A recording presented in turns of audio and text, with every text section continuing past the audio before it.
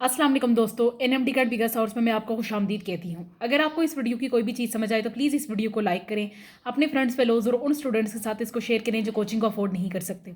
इसके साथ ही अगर आप हमारे चैनल पर नए हैं तो प्लीज़ हमारे चैनल को सब्सक्राइब कर दें, साथ ही बेल आइकन के बटन को प्रेस कर दें ताकि आपको हर नई आने वाली वीडियो का नोटिफिकेशन सबसे पहले मिले। आज जो टॉपिक आपसे डिस्कस करने जा रही हूँ उसका नाम है importance of water. Importance of water जो है पास्ट पेपर्स में एक जगह मैंने इसको देखा है लॉन्ग के अकॉर्डिंग। वैसे मुझे ये लॉन्ग के अकॉर्डिंग इतना इंपॉर्टेंट नहीं लगता। शॉर्ट के अकॉर्डिंग जो है वो इसकी हाई हीट वेपराइजेशन या हीट कैपेसिटी लिखने के लिए आ सकती हैं। वाटर के लिए लिखा है कि वाटर जो है वो एक इंपॉर्टेंट कॉन्स्टिट्यूंट है अर्थ पे। 2/3 हिस्सा हमारी ज़मीन का जो है वो पानी से कवर किया गया है। 70% ऑफ एनी ऑर्गेनिज्म यानी किसी भी ऑर्गेनिज्म की बॉडी में 70% जो है वो वाटर मौजूद होता है। अगर हम देखें तो वाटर जो है एबेंडेंट ऑर्गेनिज्म है, एबेंडेंट कंपोनेंट है किसी भी ऑर्गेनिज्म में। सबसे ज़्यादा कम पानी जो है वो सीड्स में मौजूद होता है 20%, और सबसे ज़्यादा आपका जो पानी होता है वो आपके ब्रेन में मौजूद होता है 85%। सबसे कम जो है वो सीड्स और बोन्स में लिखा है और सबसे ज़्यादा जो है 85% आपके ब्रेन में मौजूद होता है।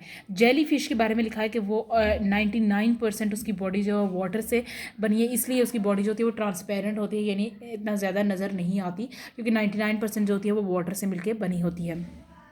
हाई पोलैरिटी ऑफ वाटर जो हमारे पास है फर्स्ट प्रॉपर्टी है।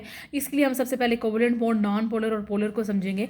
ऐसे बॉन्ड जो म्यूचुअल शेयरिंग से बने, यानी कुछ खुद लें कुछ खुद दें, यानी कुछ इलेक्ट्रॉन्स खुद के लें और कुछ इलेक्ट्रॉन्स किसी को दें, यानी दोनों मिल के एक बॉन्ड बनाते हैं, उसको हम म्यूचुअल शेयरिंग। अब जैसे आप CH4 आप मीथेन का बॉन्ड कहते हैं, अगर मैं NaCl के बॉन्ड को कहूँगी तो वो म्यूचुअल शेयरिंग का बॉन्ड नहीं होगा क्योंकि उसमें Na+ और Cl- आइंस, Na के पास एक एक्स्ट्रा था और Cl के पास एक की कमी थी, यानी एक ने दिया और दूसरे ने लिया, वो आयनिक बॉन्ड होता है। जैसे MgCl2 ये भी एक आयनिक बॉन्ड है क्योंकि Mg के पास 2 एक्स्ट्रा होते हैं और Cl2 के पास 2 की कमी है तो वो लेंगे, वो आयनिक बॉन्ड होता है।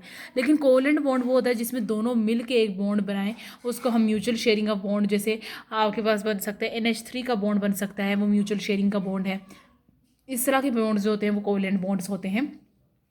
उसने कहा कि शेयरिंग ऑफ इलेक्ट्रॉन्स ऑलमोस्ट जो होती है वो इक्वल होती है। जब शेयरिंग ऑफ इलेक्ट्रॉन दोनों एटम्स के दरमियान इक्वल हो तो हम उसे नॉन पोलर कहते हैं। लेकिन वाटर के केस में जो है वो शेयरिंग ऑफ इलेक्ट्रॉन्स ऑक्सीजन और हाइड्रोजन के दरमियान इक्वल नहीं है, इसलिए हम इसे पोलर बॉन्ड कह सकते हैं। अब H2O देख सकते हैं, ऑक्सीजन के पास हमारे पास जो होते हैं इलेक्ट्रॉन्स की डिफिशेंसी जो है वो ज़्यादा होती है और हाइड्रोजन उसको मिलकर पूरा करते हैं।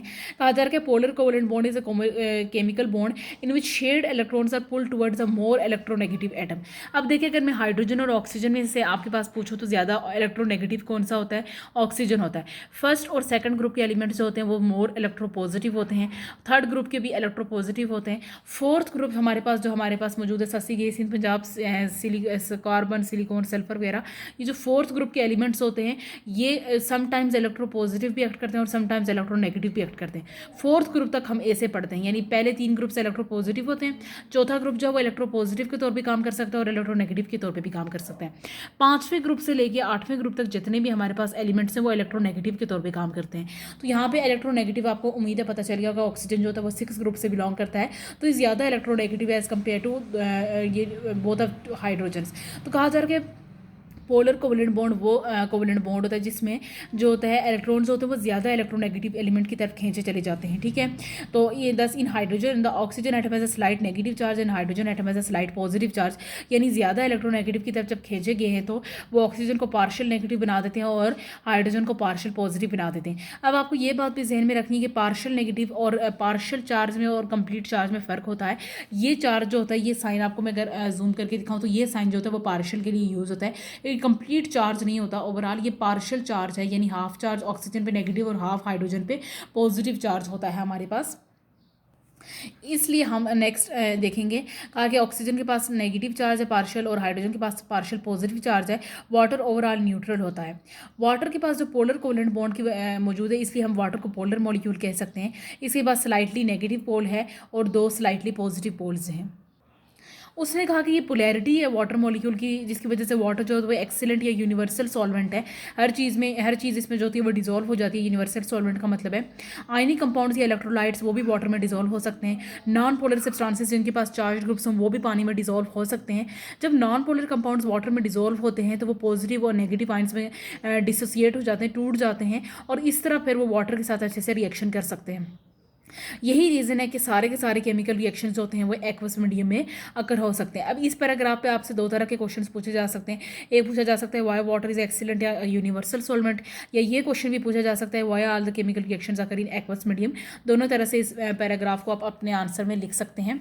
हाइड्रोजन बॉन्डिंग हमारे पास जो है वो सेकंड प्रॉपर्टी है हमारे पास।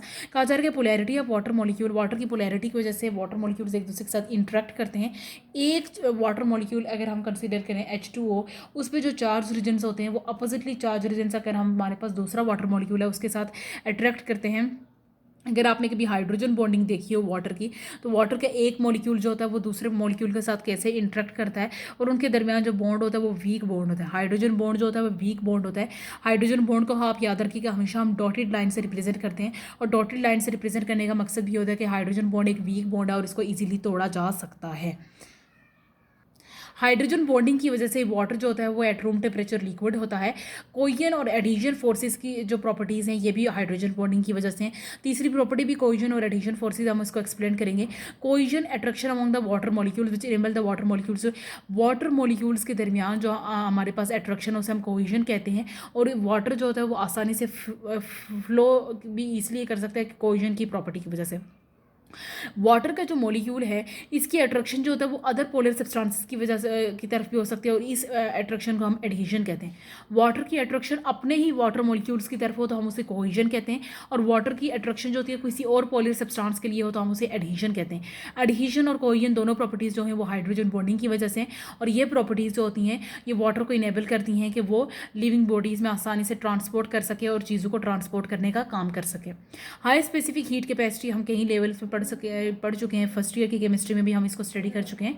ठीक है कि heat capacity can be defined as amount of heat required for the minimum increase in the temperature. Heat capacity वो कैपेसिटी है हमारे पास जो हमारे पास थोड़े से टेम्परेचर को बढ़ाने के लिए मदद करती है। Heat capacity, specific heat capacity को हम कैसे रिप्रेजेंट करते हैं कि number of the calories required to raise the temperature of the 1 gram of the water up to 1 degree C. Specific heat capacity को ऐसे डिफाइन किया जा सकता है कि कितने नंबर ऑफ कैलोरीज जो होती हैं वो 1 ग्राम ऑफ वाटर को इंक्रीज करने के लिए यूज़ की जा सकती हैं। कहा जा रहा है कि वाटर की हीट कैपेसिटी जो होती है वो किसी भी सब्सटेंस से सबसे ज़्यादा है क्योंकि वाटर में हाइड्रोजन बॉन्डिंग होती है। Much of the heat absorb by water is utilised in break down of hydrogen bonding. क्योंकि वाटर की हीट कैपेसिटी इसलिए ज़्यादा है क्योंकि जितनी भी वाटर हीट एब्जॉर्ब करता है वो ज़्यादातर अपनी हाइड्रोजन बॉन्डिंग को ही तोड़ने में इस्तेमाल कर देता है। जो हीट एब्जॉर्ब हुई है असल में वो हाइड्रोजन बॉन्डिंग को तोड़ने में इस्तेमाल कर देता है। तो ज़्यादा हम यानी वाटर में हीट डालेंगे तो वाटर का टेम्परेचर ज़्यादा बढ़ता नहीं है। अगर आपसे क्वेश्चन में ऐसे भी पूछा जा सकता है कि अगर हम वाटर में कोई हीट ऐड कर दे तो वाटर का टेम्परेचर ज़्यादा क्यों नहीं बढ़ता, तो आपको ये पता होना चाहिए कि वाटर में हीट ऐड करने से वाटर का टेम्परेचर इसलिए नहीं बढ़ता क्योंकि वाटर वो ज़्यादातर हीट जो होती है वो अपने हाइड्रोजन बॉन्ड्स को तोड़ने में इस्तेमाल कर देता है, इसलिए ज़्यादातर टेम्परेचर हमारे पास नहीं बढ़ता है। Hence very large amount of heat can increase very little temperature in the water. अगर हम बहुत ज़्यादा अमाउंट ऑफ हीट भी वाटर में ऐड कर देते तो टेम्परेचर बहुत थोड़ी अमाउंट में ही बढ़ता है। कहा जा रहा है कि due to its high heat capacity water act as a temperature stabiliser और रेगुलेटर। वाटर जो होता है वो टेम्परेचर स्टेबलाइजर या रेगुलेटर के तौर पे भी काम कर सकता है और लिविंग ऑर्गेनिजम्स को प्रोटेक्ट कर सकता है। अब हीट कैपेसिटी का क्वेश्चन आपके शॉर्ट क्वेश्चंस में दो तीन तरह से आ सकता है। अगर आपसे पूछा जा सकता है how water work as a temperature stabiliser या रेगुलेटर, तो आप हीट कैपेसिटी पूरा लिख सकते हैं। या ओवरऑल आपसे ऐसा पूछा जा सकता है हीट कैपेसिटी को डिफाइन करते हैं तो आप इसको लिख सकते हैं। दूसरा तरीका ये है। तीसरा तरीका ये है कि इस तरह पूछा जा सकता है कि तीसरे तरीके से इस तरह पूछा जा सकता है कि वाटर में हीट के ऐड करने से वाटर का टेम्परेचर क्यों नहीं बढ़ता।